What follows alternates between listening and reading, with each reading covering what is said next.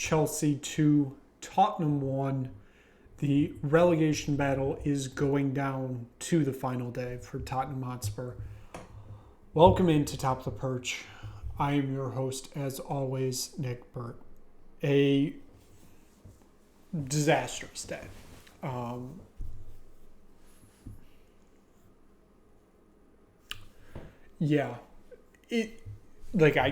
obviously didn't expect us to get any points from going to Stamford Bridge, a place that we've gotten one win in the past, 36, 37 tries.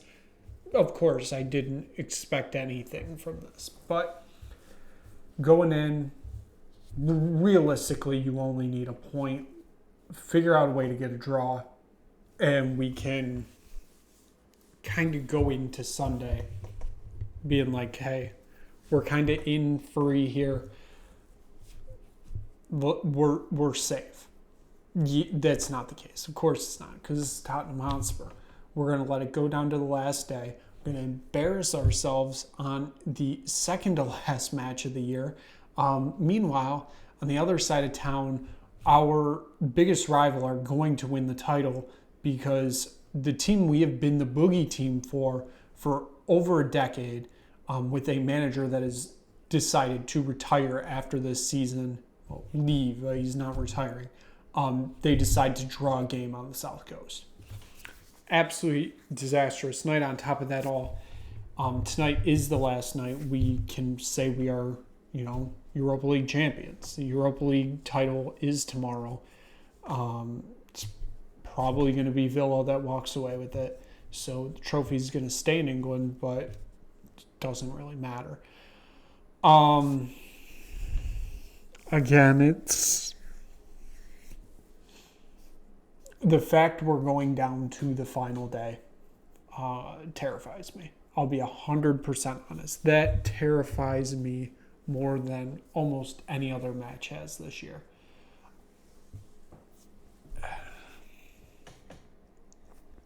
The thing was, Chelsea didn't look outstanding today.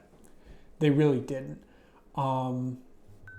It was the 11th minute. Tottenham felt like they had the first chance of the game. It was a nice shot in the box.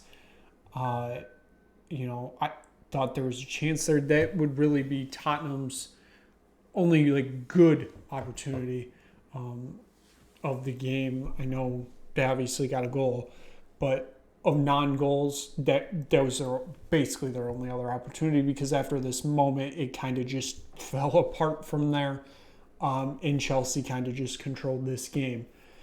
And that was the biggest thing. Chelsea felt like they were in control of this match most of the time, even though they were not great.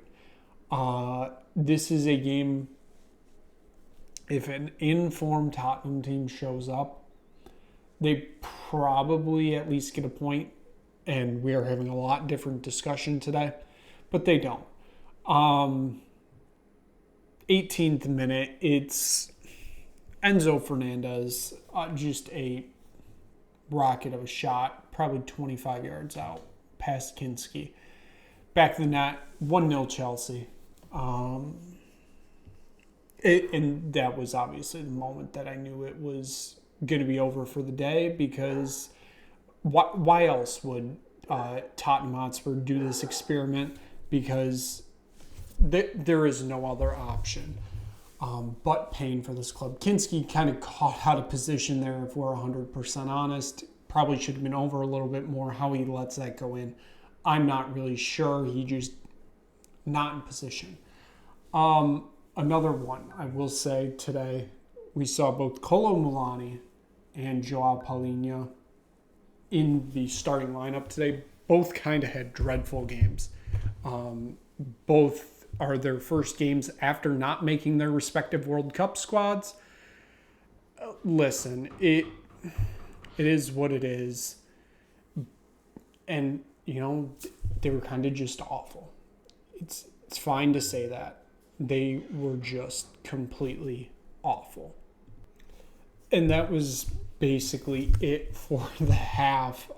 Both teams just both felt like they were parking the bus at that point. Cole Palmer has an opportunity in the first minute of stoppage time that just misses the post. And we go into the half with Chelsea up 1-0. Again, you had some players just playing absolutely disastrous today. Richarlison was out there in the first half, allegedly. I already said Kolumilani. He may be one of the worst players to wear the Tottenham shirt, honestly. Truly. Like, it is not good.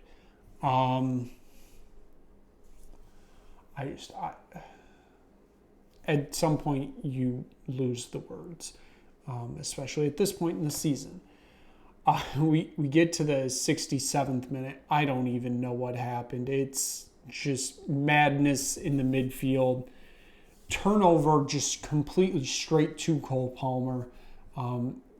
It ends up being a cross inside the box, and Santos ends up finding the back of the net. I believe they said it's his first goal for Chelsea, or the first goal of the season, something like that. Of course, it happens against Tottenham. Mickey van de Ven starts screaming about bad defending, and he's going to try to blame other people.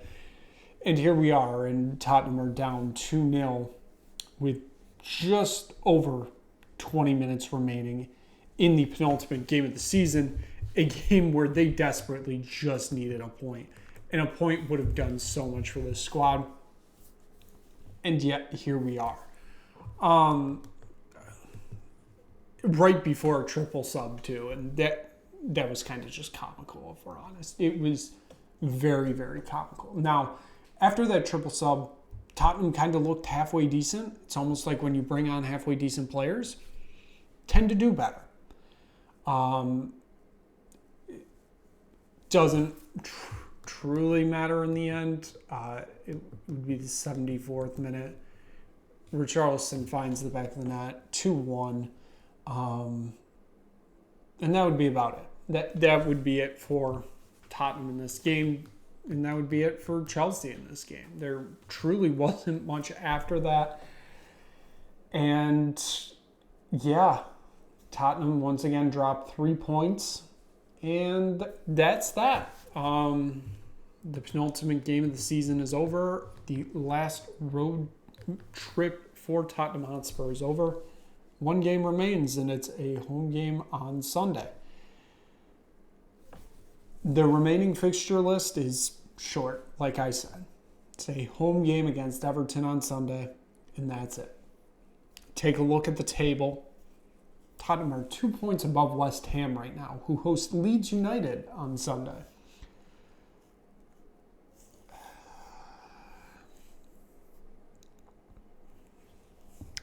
I don't know. Your permutations are Tottenham win or draw, West Ham go down. If Tottenham lose and West Ham win, Tottenham goes down. It's as simple as that. Goal differential may come into play if what Tottenham... I don't even think it comes into play, if we're honest here. If Tottenham draw and West Ham win, goal differential comes into play, but it's not going to matter. You see that goal differential. It's minus 10 for Tottenham, minus 22 for West Ham. So it's not going to matter. If it ends up being a draw, Tottenham are going to stay up. I don't know what else to say. The fact we've gotten to this point is just beyond me. I find myself questioning how did we get here, even though I know the answers. But yeah, here Tottenham sit, 90 minutes remaining in the season. And by the end of that 90 minutes, they may not be playing Premier League football next season. The positive is, at least of now, it is 1:12 in the morning in London. It is 8:12 here in the Eastern time zone of the United States. If Tottenham do go down, they will be 4 points above Southampton to start the season next year. Got to take away the positives here. Not that it truly matters. I can't believe we're here. I truly cannot believe Tottenham could not pull anything truly out of their ass. In any of these matches they've kind of blown. And here we are. One game remaining. And if I was a bettor, and sometimes I am, this is Tottenham Hotspur. West Ham are going to win on Sunday, and Tottenham Hotspur are going to lose. I want to believe. I want to believe we're going to stay up. I know that atmosphere in that stadium on Sunday is going to be absolutely toxic. It's going to get even worse if Everton score first. If Everton score first, donezo. It's done. This team crumbles at any sort of adversity, and they're going to need to score first on Sunday. If they don't, it might as well be over, truly. I think West Ham are going to win on Sunday. Just something is telling me they're going to win.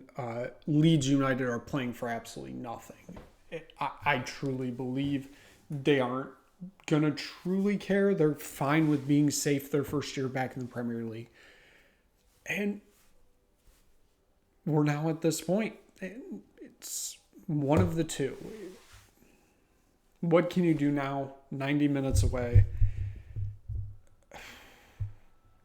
I can't believe we've gotten to this point. So, like I said, one match remaining for Tottenham Hotspur.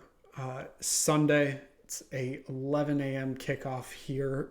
Like I said, in the Eastern Standard Time Zone. That means it is a 4 p.m. kickoff in England. We'll see. It's do or die. Truly, there has never been a more apt use of do or die than it is right now. It is do or die for Tottenham Hotspur on Sunday. It's all in their hands. It is truly all in their hands. And here we are. So that is that. The penultimate game of the Premier League season and of Tottenham Hotspur's season is over. One more to go. We'll see you on Sunday. It may be right after the match. Who knows? We will be here on Sunday, though, at some point.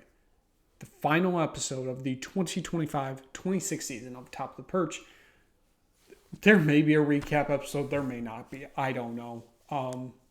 We may be shifting fully into World Cup mode after that. So there's a chance we just end the game at Everton.